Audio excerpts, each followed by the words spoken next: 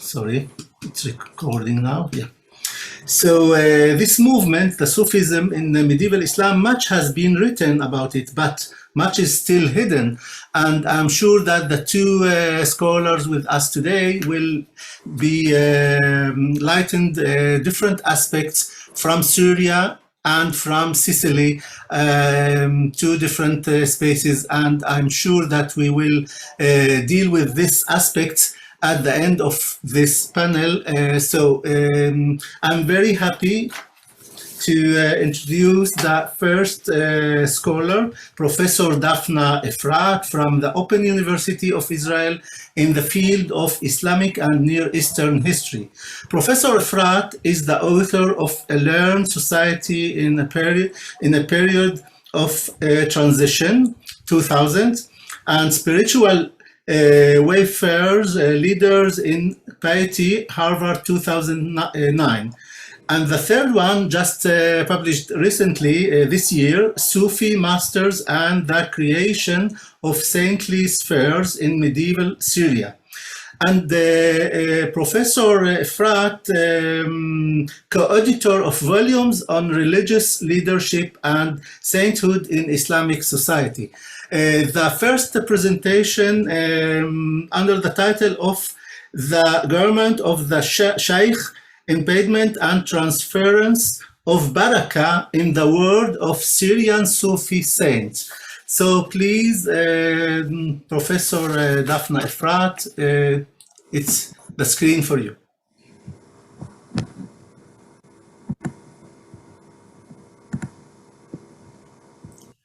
We cannot hear you, Daphna. Please open the microphone. Okay. Yeah, now. Okay. This is the only image that I can offer for this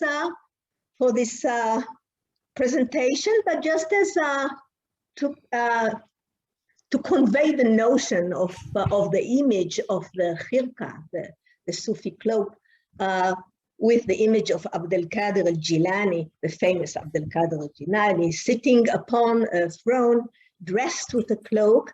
It was painted in Mughal India in the 18th century, long after the death of the renowned Sufi Shaykh, Qadri Sufi Shaykh.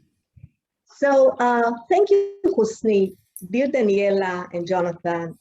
Thank you for your invitation, dear colleagues and participants. My presentation for this workshop is based on a discussion in my last book mentioned by Housni that centers on the embedment and transference of Baraka in the world of Sufi saints in medieval Syria. The book as a whole seeks to employ the narratives preserved in the Vitas and other biohagiographical works as a valuable source for the history of Sufism and sainthood as viewed from a particular regional vintage. The subject of my study lived in a seminal period in the religious and social history of Sufism. From around the 12th century, new, more institutional practices emerged that gave more concrete and tangible force to the Sufi master's authority and the insertion into his spiritual lineage. Most common were the rituals of initiation, the taking of the oath of fidelity, the ahd, and the investiture with the patched cloak, the khirqa, which would become the primary material symbol of the binding relationship with the Sufi master and his blessing. Sufi masters and authors of Sufi manuals, most significantly Abu Najib al-Suhrawardi and his nephew Ummah, justified the practice based on the Prophet's example in the Hadith, of course. The Prophet donated his mantle, his khirqa, to his foremost companion, Ali ibn Abi Talib, who passed it on to later spiritual authorities. They stipulated the conditions of the confer of the khirqa and the rituals and of conduct of the category of the people of the group they call the people of the cloak, Ahl al-Khirqa, of the lodges in Baghdad.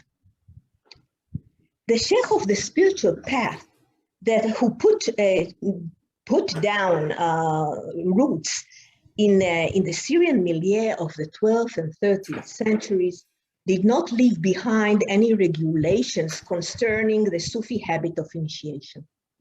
Still, initiation narratives preserved in their vitas and other biohagiographical sources attest to the importance accorded to the khirqa as a material marker of authorization and transference of Baraka, the performative character of its conferral and its transformative effect.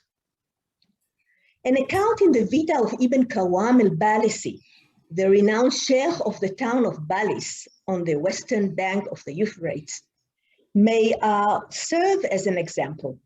His companion and former disciple, Ibrahim al-Bataihi, known as the blind man, related how Ibn Qawam initiated him into his spiritual path after recognizing his sincerity and commitment, and I quote, "Having experienced a great yearning for Ibn Qawam's guidance, I addressed myself to his lodge. When I reached my designation, I found many people in his presence. I sat among them and listened to his words. The Sheikh spoke at length and then gazed at me and said, 'Oh, Ibrahim,' I said, 'at your service, my master.' He said, 'You are mine and my disciple, Murid.' Then he instructed those in his presence to turn their gaze to my forehead and describe what they saw. They answered, 'We see a crescent of light between his eyes.'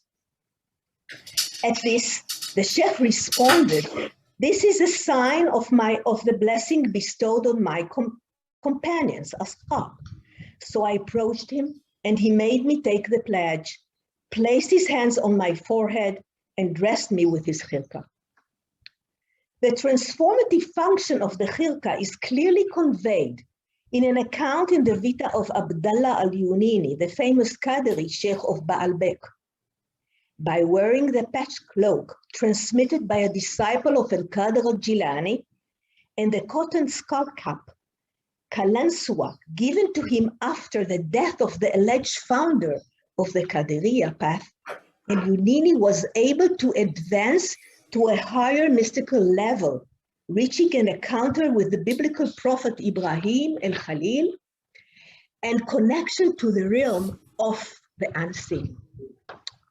His disciples and companions related that while their venerated sheikh was still young, he put on the cloak conferred to him by al-Jilani, one of the al-Jilani disciples, and set out to Baghdad to visit Sheikh Muhyiddin Abdul Qadir al-Jilani, to renew the Sufi habit of initiation at his honorable hands, directly from the hands of the alleged founder.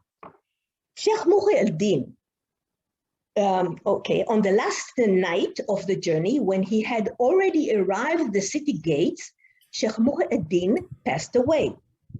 The revered Sheikh of Baghdad, renowned among his other extraordinary virtues for his knowledge of the hidden, knew that Abdullah al-Yunini was on his way to him.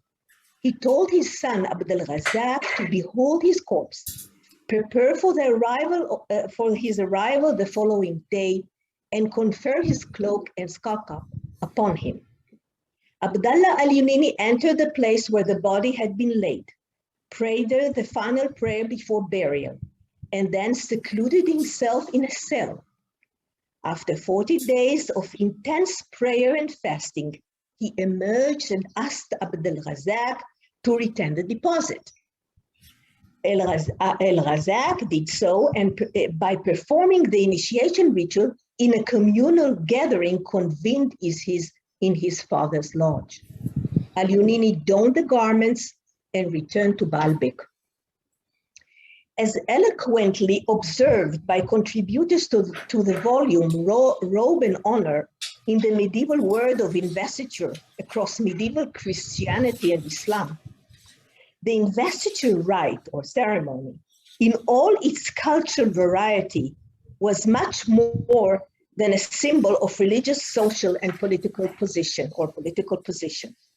Within a culture, robbing established a personal link from the hand of the giver, king, priest, or head of religious community, to the receiver.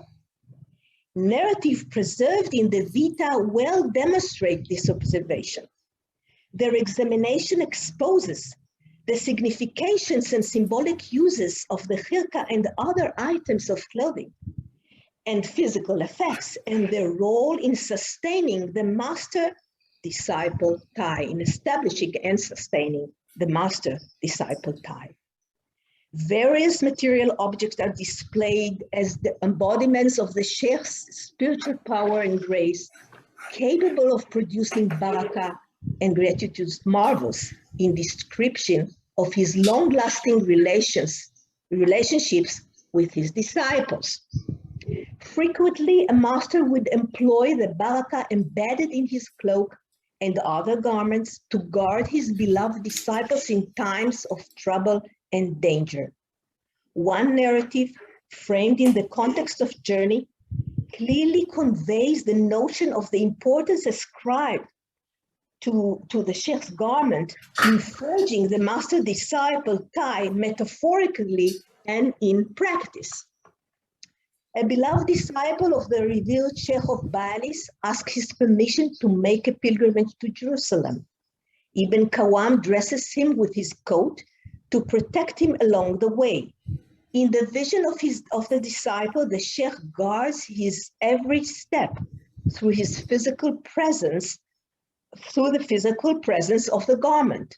The Sheikh, on his part, knows every detail of his disciple's journey and is mysteriously aware of his need for assistance. Aware of need of assistance and arrives immediately to rescue him. What we have here is an example of the display of the saintly stock marvel of quickly crossing great distance by rolling up the land, the earth, yes, the Tayal Ard.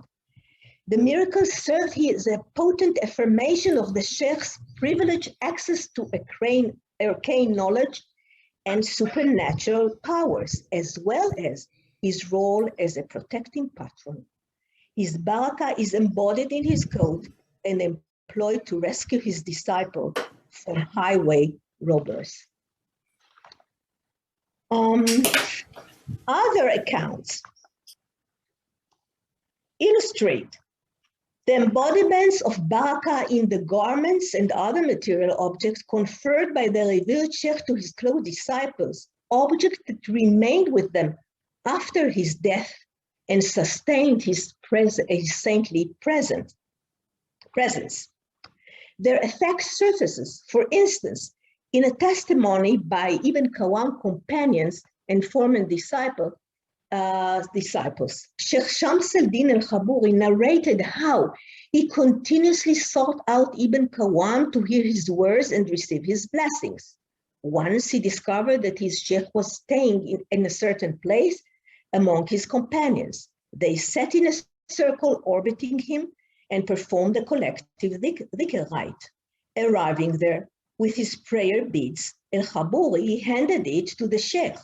Ibn Qawam cycled through the beads once while repeating the words, "There is no God but God," and by so doing transferred his baraka to them. It is further reported that Ibn Qawam and his son Ummah were in Aleppo in 1260 when the city was captured by the Tatars. Their house there was set on fire by the invaders, but the Sheikh's camel hair coat, permitted with his blessing, remained intact. As he fled from the flames dressed in the coat, Ummah granted it to one of the father's companions, who probably sought the Sheikh's baraka to protect him from enemies in all times of danger. The effect of the Baraka embodied in part of the coat of the revered Shaykh that remained with them, they claimed, could be felt long after his death.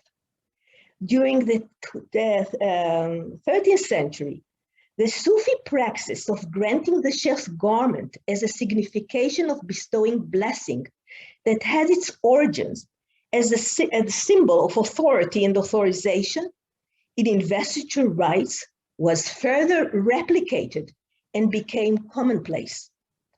Its popularization was nowhere more clearly revealed than in the oft-debated rending of the khirqa and its division among those in attendance in the course of the spiritual concert, the sama. We will learn about the communal rite performed at the time through the writings of those who attempted to structure and frame it by defining the intentions and proper manners of the attendees. During the rituals as described in these writings, the assembly would hear or listen to the recitation of poetry, often accompanied by music and sometimes by bodily movements in order to engender spiritual experience and emotions. Such was the sama performed at the lodge of Sheikh Akil and Manbiji, the revered Sheikh of Manbij in the agricultural area of the town. The ritual over which he presided enjoyed such popularity that its opponents were obliged to accept it and eventually joined in. A large crowd seeking access to the Baraka of the revered Sheikh and participation in the collective rituals of his lodge community gathered at its base and probably also on the surrounding town streets. Men and women from different segments of society partook of the ritual sessions led by the Sheikh. The floor of the lodge then turned into a stage for the affirmation and public manifestation of his spiritual power and grace. His disciples related that a band of angels with drums enjoyed the musical concert and participated in the rite. Hearing the sounds of the musical instruments calling out the name of God, the Sheikh whirled in joy and excitement, and his khirqa was rent and divided among the attendees. Other narratives testified to a widespread belief in the continuous animation of Baraka from the Sheikh's garment and other material objects and physical effects post-mortem. This belief was clearly manifested in accounts of funerals and burials. On the verge of his death, Nur al-Din, the martyr, asked that a piece of the saw of Ibn Arslan al-Dimashqi, the famous patron saint of Damascus, be placed in his shrouds. The day of the passing of Abdallah al-Yunini, the warrior sent during the counter-crusade, is described as an important and special day. The townfolk gathered in the mosque of Baalbek for mourning and prayer for the deceased. The Sheikh was then washed, shrouded, and prayed over at the site of his burial place. He was holding his rosary when he died and was kept in this position so that the town people will have a sign. Likewise, many people, dignitaries and commoners alike, attended the funeral of Ibn Qawam, seeking to be as close as possible to his body and touch his shrouds and the prayer rug he left behind to obtain some of his blessing to be healed and protected from attacks by enemies. He died in Aleppo at the time of the Mongol invasion of the city. About 12 years later, his coffin was carried on shoulders to the slope of Mount Kasiyun, which houses the sacred sites and the burial places of mythical and heroic figures.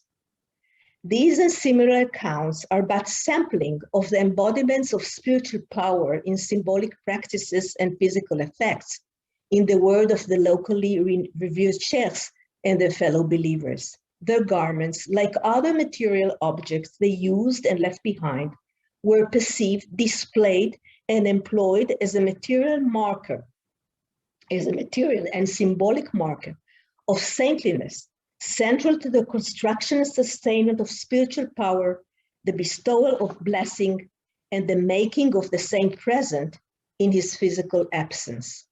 As a conclusion, I would add that by putting together these examples, they may serve as these narratives, they may serve as another example of how objects associated with a particular religious community and its leadership were used, reused, and acquired new meanings. Thank you very much, Professor Daphna. Actually, we will leave the questions and all the discussions to the end of the second lecture. So thank you again, Daphna, and we will return later on. The second lecture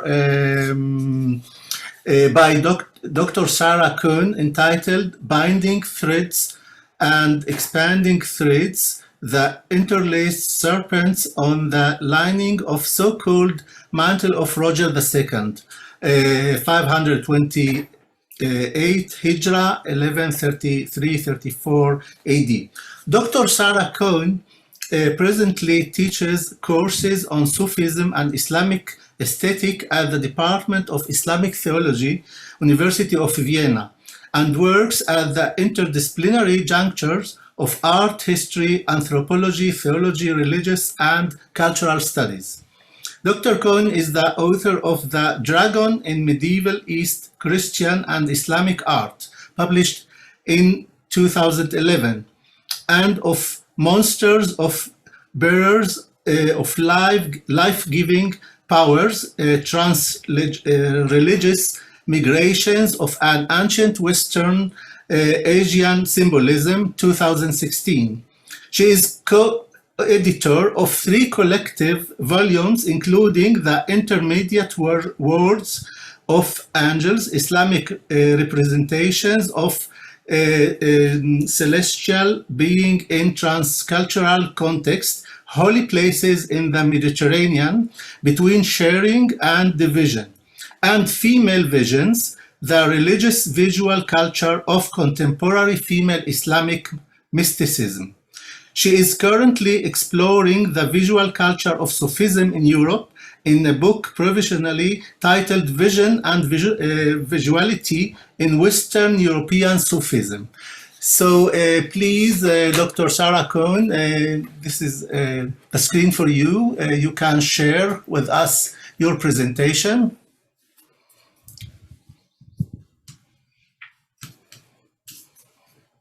Yeah, we can see it, but I think the microphone is still closed. We cannot hear you.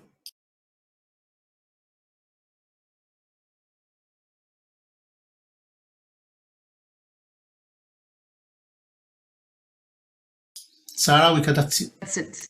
Yeah. Okay, now it works. Well, I couldn't get back to the big screen, sorry. But thank you so much, Housni, and big thank you to Daniela and Yoni for inviting me to this exciting workshop.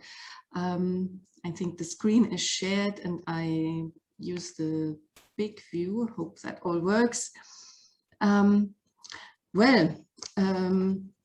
so-called mantle, let's see it here, of Roger II is a very remarkable object.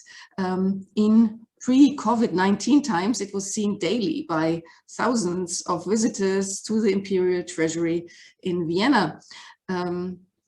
So yeah, I'm inviting you to a completely different realm, away from the mystic domains of Sufism. But there are certain similarities, perhaps. What visitors cannot see is the lining. They only see the outer side of the mantle. Roger II, the first Norman ruler of Sicily and southern Italy, was a descendant of the Vikings. His forefathers had made several expansionist campaigns that led to the invasion of Normandy in France in the 9th century, followed by the conquest of England in 1066. And what we observe here are some of the traces of their acquisition of southern Italy between the 11th and 12th centuries. Dated 528 Hijra, so 1133 to 34 by its Arabic inscription, the mantle was presumably not used for Roger II's own coronation in 1130. However, the garment was passed on as coronation robe to the Hohenstaufen dynasty through the marriage of Henry VI, the son of Frederick Barbarossa, with Roger's daughter Constance, and through their son Frederick II and his successors, it arrived in Prague in 1350. Here it became part of the regalia of the Holy Roman Emperors that were traced back to the Emperor Charlemagne, and they were actively venerated as relics. In 1423, this collection moved to Nuremberg. And in 1796, the relics were taken to Regensburg to protect them from the approaching French Revolutionary Army, and from there to the Habsburg Imperial Treasury in Vienna. There they remained until 1938, when the Nazis returned the revered relics to Nuremberg after the Anschluss of Austria. In 1945, the Americans arranged for the return of the imperial regalia to Vienna, where they were transferred to their current location in a museum setting. Oleg Grabar has pointed out that the history of the mantle even extends back to a time before its own creation. In a drawing by Albrecht Dürer, Charlemagne, who ruled in the early 9th century, is portrayed in full regalia wearing the mantle. The complicated threads of its history demonstrates the venerated status of this garment throughout the tangled web of royal successions and the tumultuous events of the 20th century. Much has been written about the exterior of the famous red silk cloak, woven in the royal workshop in Palermo. And yeah, we see the principal motive is a pair of adorned lines separated by a palm tree triumphing over camels. And this emblematic imagery not only represents the cosmological motives that symbolized Roger's claim to power, but also creates a link beyond the Western Norman domain to the Islamic sphere. This is underlined by the fact that the embroidered Kufic inscription along the lower hem of the garment is written in Arabic, a language used at Roger's court and in which he himself was fluent. As William Tronso has shown, in view of the king's controversial status as Rex Tyrannus or illegitimate ruler, the imagery on the mantle was intended to convey the legitimacy of his position. When the mantle was made, or soon after, Roger began building his new royal chapel, the celebrated Cappella Palatina, in the Norman Palace in Palermo, consecrated in 1143. On the wooden muqarnas ceiling, we find another representation of a lion attacking a camel, a motif also known in a Norman context. There is a strong contrast between the mantle's exterior and the intricate all-over lattice of the lining, which survives only in fragments. The lining would remain largely unseen. Only glimpses of the imagery would be revealed when the king moved. The lining and its content were therefore largely concealed and primarily reserved for the person of the king. The mantle is lined by a kind of patchwork of different precious fabrics. They consist of 5 successive strips from 3 different textile fragments, thought to have been in place in the 1130s and probably predating the mantle's embroidery. Ruth Grönwold thought that they belonged to an earlier vestment, but were inserted into Roger's mantle because of their preciousness, in the manner of relics. Isabel Dolezalek has recently suggested that the palace workshop had a stock of textiles, both old and new, which came from various sources, such as diplomatic gifts, treasuries of previous rulers, or booty from war, and were drawn upon to provide for the lining of Roger's mantle. Significantly, the 3 figured silk tapestries interwoven with gold thread that were selected to line the ceremonial garment have a unifying aspect.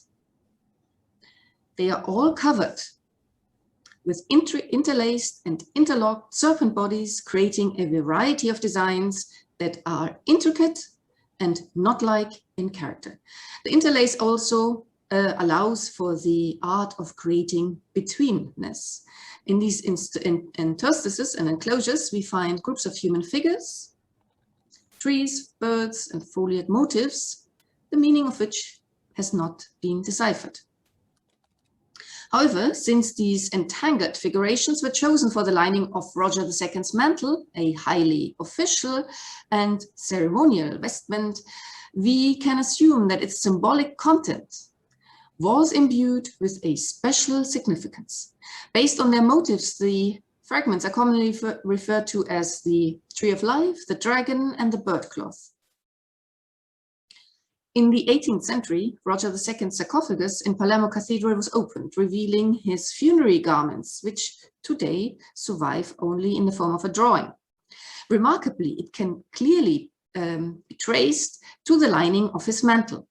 The fact that the same type of textile was used both on the inner hem of Roger's ceremonial mantle and on the, going ahead of myself, and on the mantle in which he was laid to rest, suggests that these textiles were imbued with great significance in both life and in death.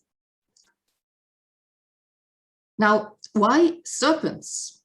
Let's briefly take a look at where else we find serpents in a Western Norman context and what significations they have. The mosaics of the Cappella Palatina in Palermo are remarkably ornate, but there are only two figurative depictions. The first is of two large serpents that flank the main altar on the pavement of the apse. In addition, there's a small panel at the nave entrance to the choir address featuring adosed lions on either side of a schematized tree. The serpents can be interpreted as apotropaic. The lions too may have functioned in the same way, but they may also have been associated with the royalty of the king, especially given their location at the entrance to the choir, denoting entry to a royal space. The fact that such apotropaic devices appear earlier in Byzantine pavements supports the conclusion that the practice was Eastern in origin. One example from the 11th century monastery church at Sagmata in Greece depicts a snake in a panel in front of the bema, the platform which composes the sanctuary. Snakes, though not placed in relationship with the altar and lion motifs, also appear in the mosaics on the pavement of the 11th century church of San Adriano in San Demetrio, Corone, Calabria, and it also calls to mind crozier heads, often made of ivory, such as this example from the treasury of the Cathedral of Beauvais, dated 10th or 11th century. The use of knots as apotropaic devices continues an earlier practice, evident, for instance, in the palace architecture of the early Islamic period, and was also employed in Byzantine churches of the time.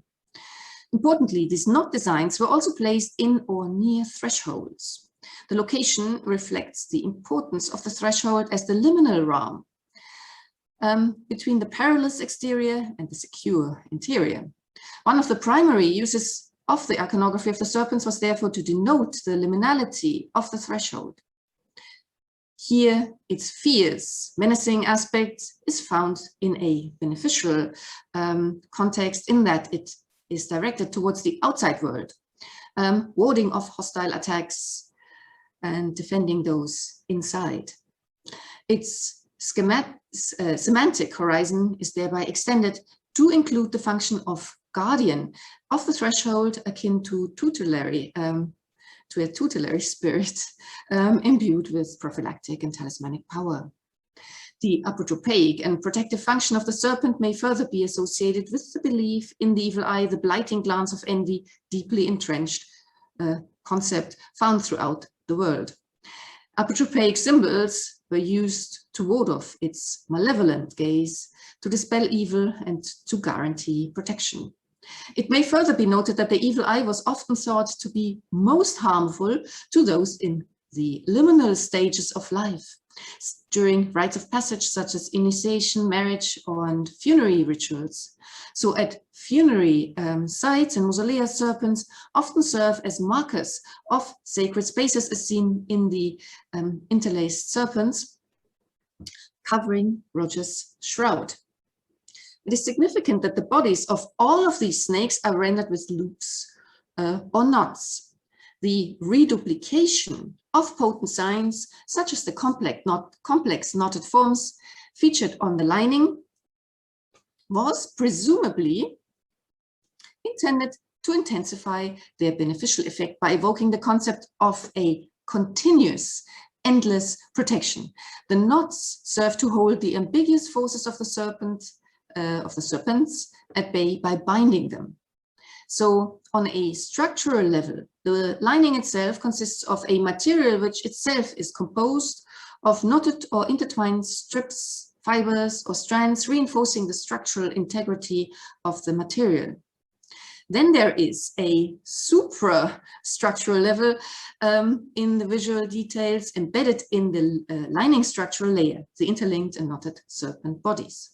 I argue that the binding suprastructural Ophidian figures in the lining evoke concepts of apotropaic binding and or controlling supernatural forces. The binding itself was also understood as means to protect or preserve people, places, or objects. The motive of the interlaced snakes cannot be assigned to a single artistic tradition.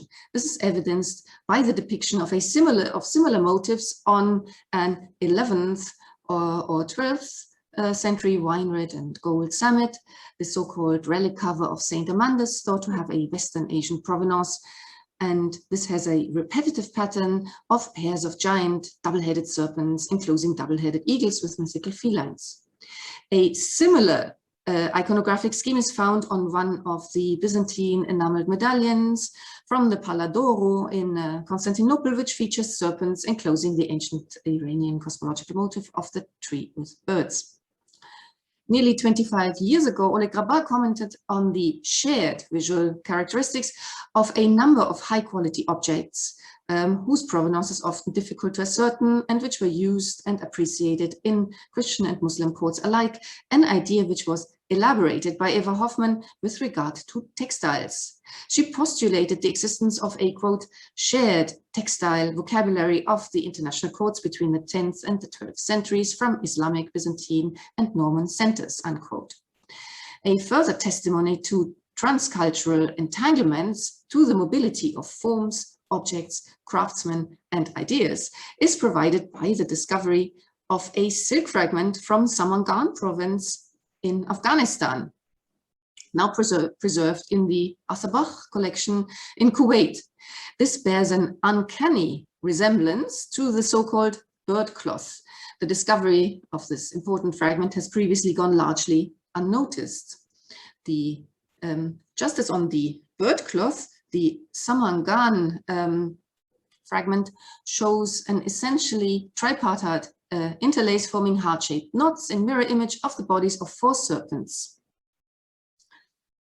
In both the bird cloth and the Samangan fragment, a beaded rinceau runs, and here you see both of them, runs along the body of one of the serpents, while the body of the other is marked by evenly spaced stripes. The details of the iconography are all but identical. The palmet-like tree, flanked by perched birds, in the lobes of the interlace, the in-between space, and the beaded and striped depiction of the snakes, as well as their projecting red tongues. The Samangan textile has been radiocarbon dated to between 1154 and 1282, so later than the textiles inserted into the mantle. The shared iconography, though, gives an intimation of the cosmopolitanism of the visual culture in Norman Sicily, where the Greek and Arab-Iranian world met the Latin. At the same time, its provenance in Afghanistan testifies to the widespread circulation of this significant iconographic representation, even beyond the Mediterranean world. The Interlaced and interlocked serpents thus form webs of entanglements. They leave specific traces or threads. In Western Asian art, we encounter related visual elements from at least the 11th century onwards. Examples include, for instance, a matrix for belt fittings, items worn close to the body, which bears an inscription in the name of the Ghurid Sultan Ghiyath-ed-Din Muhammad ibn Sam. Further encounters, crossings, entanglements of the motif of the knotted serpents abound. Rendered in virtually the same manner as on the Ghurid matrix, it appears on a late 12th century spheroconical earthenware vessel found in the region of the Golden Horde, or on a copper alloy magico-medicinal bowl. While it may not be possible to trace the chain of transmission of the interlaced serpents, they are considered to be variations in the context of a possible sensus communis. To briefly conclude, my research indicates that belief in the power of various forms of Ophidian interlace to control potentially malevolent natural and supernatural forces was widely accepted in the 11th and 12th century, southern Italy, and far beyond.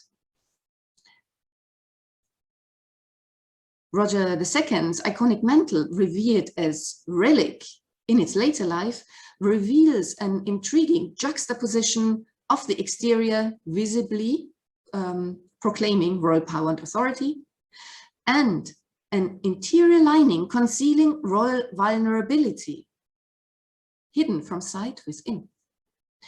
What glimpses we have of the precious lining of Roger II's mantle shed light on a matrix of ideas relating social structure and the articulation of life events through ritual processes. These are associated with the issue of how the threads and these enigmatic Ophidian traces become mutually entangled. The interior lining fragments with interlaced and at the same time encircling snake motifs, which probably predate the exterior of Roger's mantle, may themselves have been inserted in the manner of relics. Yet these suprastructural features are not limited to a binding apotropaic function. They also carry an empowering signification. The lining fragments were intended not only to safeguard the king, but to endow him with certain powers, both in life and in death. Thank you.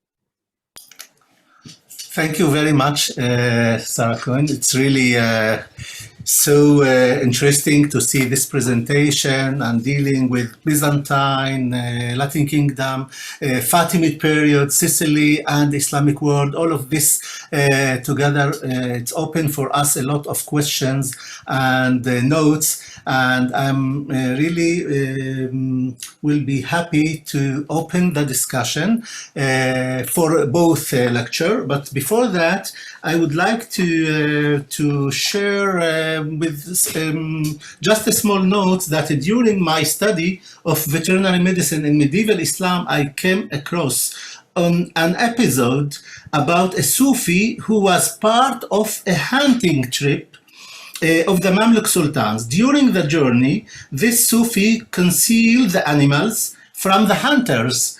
Of course, when the hunters found out about it, they were very angry with him. Quite a few Islamic sources tell us about Sufis who refrain from harming or killing animals, even when it comes a mosquito that stinged them. And in this to lecture, it's really interesting to see the ritual objects and the textile as a part of discussion of the whole idea of Sufism and the intercultural actually thoughts and beliefs. So please, if you have questions, I have some questions, but I prefer to collect questions from the audience. So please, if you you can just raise a hand or open the microphone. They can, Jonathan, to open, just to open the, yeah, please open the microphone and ask questions. Yes, please, Brannon Wheeler, please. Yes, thank you so much. I was really fascinated with both talks, but I had a question for Professor Daphna. So it seemed like, as I was hearing you talk, that sometimes the regular pattern is for people to physically go to a location to touch an object, right? Like the black stone or the stone of unction. And other times people are able to come into contact with a place by someone bringing it back to them, right? Like if you bring a souvenir back, or you bring a piece of, like in the ancient world, people would scratch pieces of the temple off and they would bring it back to people as souvenirs. And I was fascinated by what you were describing, is that the Shaykh is actually able to accompany another person on the pilgrimage without actually being physically present because of the hilka. So I guess my question is there something specific about the hilka, the fact that a person can wear it, that would be different than, let's say, the Shaykh giving his disciple like prayer beads or something that were his? Is there something about being able to wear the object that makes it special? Thank you. Yes. Thank you very much for your question. I've been thinking about it while I was preparing this presentation, especially for this workshop. What I wanted to show is that how an object with the khirka, which goes back to the prophet, to the mantle of the prophet, assumes, is actually extended in meaning or in objects, multiplied, if you would like. I mean, it's not only the khirka, but it can also be a coat, regular coat, or any garment, or rosary, of course, sajada, any garment that he touches, everything that the Shaykh holds or touches, and someone else touches after him, so can transfer his baraka. So what began in Sufi circles as in the context of a ritual actually was extended in meaning and practice all over the community. I mean, people from the community bring their own perception of what the garment can do for them. And one of the questions is, this is something that I left for the discussion because I didn't know that I will have enough time, that I think that, of course, as other hagiographical narratives, these narratives were shaped and transmitted in inner Sufi circles of generations of the Sheikh's biological and spiritual descendants, but at the same time, they echo the popular religious law of a growing following who partook in the dhikr ritual, in the funerals, and visited the grave itself, to be close to the body of the saint, to touch the grave. So the question is how, it leads us to think that these ethos may also remind us that popular hagiographical lore like this, of the power embedded or permitted in the garment and all other things that the Shaykh touched and used, actually these hagiographical lore arose independently and developed independently as a testimony to the Sheikh's popular charisma. So it's not that these. How does it develop? From where? From below. So there is a place for us. There is a way for us to try to unearth the hagiographical lore, popular hagiographical lore, that these descriptions echo. and to think about their significance, social and religious significance. Thank you. Thank you. Another question, please. Daniela? And Sara later on. Okay. Daniela, please. Yeah. Thanks very much to both speakers. I enjoyed the two talks. I was also, Daphna, you ended by wondering where the custom comes from. I was also wondering, can we perhaps suggest that it comes down from royal practices? In general, I would think it's an universal, please correct me if I'm wrong, it's a universal phenomenon of cloaking, or as endowing the ruler with, and I wonder if it comes from royal courts, or perhaps you can think of a different genealogy for using the cloak as a religious symbol, or maybe it comes from biblical narratives. Actually, I wonder, and if there is any Islamic, specifically Islamic, does it assume any specific Islamic characteristic besides being related to the Prophet? And here I also have a question of terminology. As far as I know, the Prophet's mantle or cloak has a specific name, burda, right? And it's not the khirka or the khira of the rulers. So if you can say anything about the connection between those different cloaks and the genealogy of the cloak of the Shaykh. And to Sara, you led us beautifully through really beautiful images. And first of all, I'm curious to know something about the inscription. You mentioned an Arabic inscription, but you didn't tell us what it says.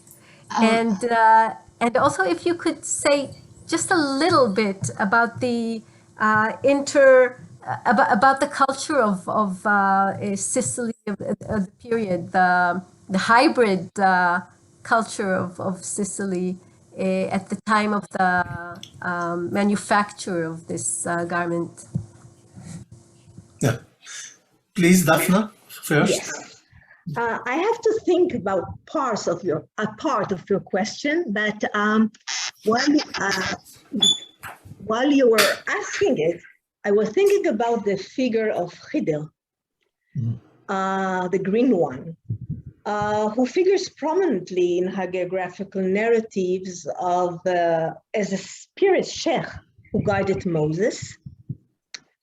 And he appears in the dreams and visions, for instance, of Al-Yunini, of the seekers of the Sufi path, and invest them with the cloak of initiation, with the khirqa. So here is, I think, a beautiful example of a figure that has its origins in the Bible, if you want, a biblical connotation or biblical association, and is everywhere, actually everywhere. And usually associated with what we call a spirit initiation, because a spirit initiation also mentions the word khirqa. And if you look at Dictionary of Sufism, at the Dictionary of Sufism by John Renaud, you will see that this distinction between the spirit initiation and the actual, the physical, which uses the physical, object, and actually both terms are used there to signify initiation. So it can be also this and that, in the same initiation. So certainly, and especially in the Syrian milieu of the medieval period, and as Sara showed, not only there was a movement of ideas and figures like Khidr that was everywhere. He appears everywhere. And Sarah Warper showed it so beautifully in her article how he's everywhere. I mean, he's here and there at the same time, of course, and is linked to Moses as his spiritual guide. So this is one of, but it's also, I would insist, as I always do in others, when I deal with other, not only the khilqa, but also the nutrition of the Shaykh and other objects, asceticism and exotism and jihad, that there is an Islamic character. I mean, it's first of all, it's not just, of course, the prophetic. The prophetic example is so important, and every writer, any compositor of all those who composed the Adab al-Muridin literature, they base their claims and their practices on the prophet, on the prophet's model. So it's so much there. And the Vitas, they quote the Hadith and the Quran. So it is also very Islamic. And at the same time, the robing, of course, was very natural and very, very widespread and practice in the world they inhabited. I mean, everywhere, if it be in South Italy and everywhere in the Western and Eastern worlds, Christian and Muslim lived side by side, and as you see you can see it for example, you can see this volume that I mentioned, the Robe and Honor, that includes 2 chapters about the khilqa. So in this general discussion about Robe and Honor in the medieval Christian and Muslim world. Thank you. And we will move to Sara, please. You have a comment before? And yes. Yeah, please. Thank you, Housni. Yeah, as Daphna well knows, I also work with Sufi material. So I enjoyed Daphna's talk very much. So I would be grateful if I could just make 2 brief comments. One in reply, and one small question. One in reply to what Daniela just mentioned, namely that from what I know, that from the 10th century onwards, at least, Iranian royal symbolism or imagery began to be used in Sufi symbolism, and especially the khilqas played an important role. And we know from Hujwiri, it seems that Abul Khair, I think, Daphna, you mentioned part of this, was one of the first to use the khilqa in an active way. And in some, after there are 2 or 3 examples, I think, when after a very special dhikr, one summer, they they also throw off the garments, but in this particular case, they divided it into small parts, and so everybody could take this baraka with them, and they kept it.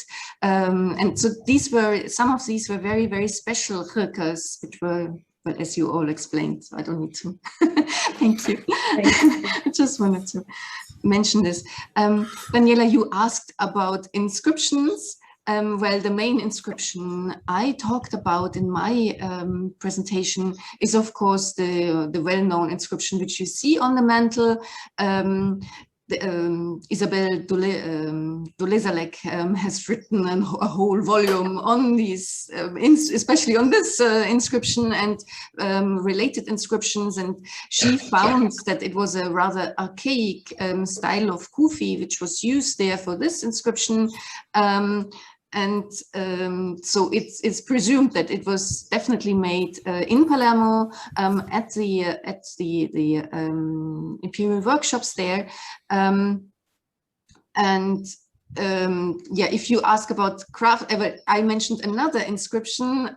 Perhaps you asked about that. I'm not quite sure, which is on the matrix of the of Ghiyathuddin Din's the matrix for his belt fitting. So I'm not quite sure which. I just mentioned it. It's not really important in my discussion. I just can say that it was identified. This matrix can be identified and ascribed to Ghiyathuddin because of the inscription. The important part there is really the that it's royal symbolism, and we have this knot with the snakes, and so Sarah, I was thinking of the lining of the mantle, and I was wondering if it's legible or it's just an ornament. So on the lining doesn't carry any inscriptions. No, but you did show an Arabic inscription on the. That's for the outside. That's on the outside. Yes. Yeah. Okay. Sorry. Yes. That's what we see outside. Yes. And that's the well-known inscription, which yeah, everybody talks about. I just gave a little bit of a background in the beginning about the mantle and his rather special life, to show this really intriguing juxtaposition between the outside and the inside, because that's quite extraordinary, and we hardly ever hear anything about the lining. And to my knowledge, nobody really, I published this a long time ago, but because I worked in Kuwait, so I had access to this material, but otherwise nobody discussed the parallels between the two linings. Between the fragment from Samangan province, which was found in Samangan province, and the lining fragment. And I mean, the similarity is just striking. Thank you. We have the last question. Nick, please, you have the last one, please. Thanks so much. I really enjoyed both of those papers. And Sarah, I just wanted to ask you about I think you used the word at one point, invisible, to refer to the lining, right? To talk about how radically different you're talking about something that is, turned inwards is turned in on the body. But when we're talking about ritual objects, I think with whether we're talking about reliquaries or this kind of thing, there is something very powerful about what can maybe not be seen or only barely be seen, or that is there, but you can't see. And I'm curious about, in thinking about this in the context of coronation rituals and gestures and movements of the body, do you think that it was sometimes visible, and maybe the patterns themselves and the snake-like patterns might have had some role to play in the actual theater of the coronation? Because when I hear about snake patterns and lines and things like that on cloth, and I imagine the cloth in motion, I think of it as having almost a moving image kind of feeling. And I wondered, in contrast to the outside, which is sort of, I don't know how much of that moving image you get from if he moves around with the big heavy mantle, but on the inside, yeah. Imagine more of that kind of moving image. Do you think there's any way to think of it in those terms? Just if I may reply it in little stages, without talking about the ceremonial aspects, because I researched quite for a long time on snakes and dragons and so on, and especially in an Islamic context, these creatures were often hidden. You wouldn't find them. They were not big, generally speaking. They were so powerful that even if they were sometimes in the inside of a, not necessarily in a royal context or something like that, but in a khan or somewhere in a building, they didn't need to be big. They were powerful even though they were small. And sometimes really you had to kind of find them because they were so small and not really obvious. With regard to the lining fragments, it was probably the mantle was, we don't know what it was used for. It was not used for, it's 4 years later or 3-4 years later, the dating at least, than the coronation of Roger II. So he must have used it for another purpose. There are probably many possibilities, but we don't know how and in what form. We know that the mantle, along with other precious objects, were exhibited at the palace of Roger II, and visitors like Ibn Jubayr also, but I mean this is many years later, have commented on the fact that they could view the mantle. Now, how it was displayed, whether they could touch it or not, we don't know, and whether it was displayed like at the museum in Vienna, you know, where nobody has an idea what's on the other side, on the inside.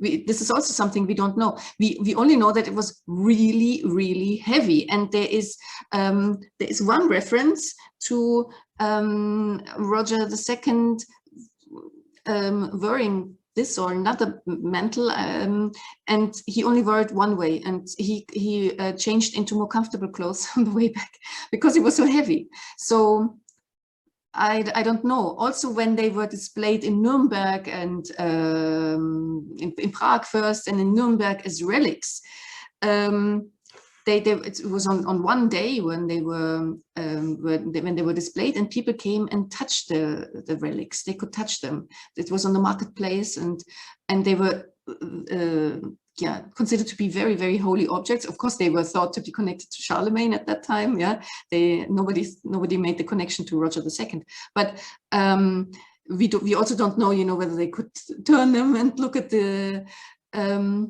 inside. I forgot now which. There's one. I think in the 17th century or so, one of these emperors actually wore the mantle for a coronation. So it was used as a coronation mantle at in the 17th century, and there too, I think mentioned. Hold on, it was later. It was 18th century, and it's just I didn't focus so much on the later period yet. But I think Goethe watched the spectacle and of this coronation with this mantle.